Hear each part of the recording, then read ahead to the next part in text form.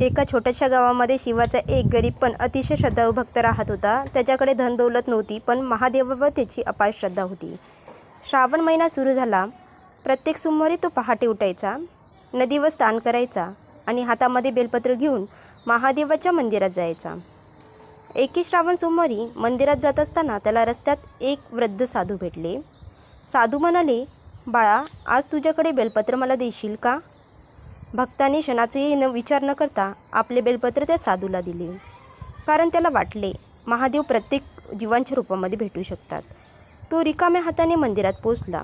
त्याच्या डोळ्यामध्ये अश्रू आले. तो महादेवासमोर हात जोडून म्हणाला, देवा, आज तुला अर्पण करण्यासाठी माझ्याकडे काहीच नाही, पण माझी श्रद्धा तुझ्या चरणी अर्पण करतो. तेवढ्यात मंदिरातून शिवलिंगावर ठेवलेले बेलपत्र खाली पडले आणि मंदिरात दिव्य प्रकाश पसरला. भक्ताने डोळे उघडले तर समोर महादेवाचे दिव्य रूप होते. महादेव म्हणाले, भक्ता, तुझी परीक्षा घेण्यासाठीच मीच त्या साधूच्या रूपामध्ये आलो होतो. ज्याला स्वतःपेक्षा दुसऱ्याची सेवा मोठी वाटते, त्याची भक्ती मला सर्वात प्रिय आहे. महादेवाने त्याला आशीर्वाद दिला आणि म्हणाले, श्रद्धा खरी असेल तर मी भक्तासाठी कधीच दूर नसतो. हर हर महादेव. तुम्हीही मनापासून महादेवावर श्रद्धा ठेवत असाल तर कमेंट्समध्ये नक्की लिहा, हर हर महादेव. व्हिडिओ आवडल्यास प्लीज चॅनलला लाईक, शेअर आणि सबस्क्राईब करायला विसरू नका.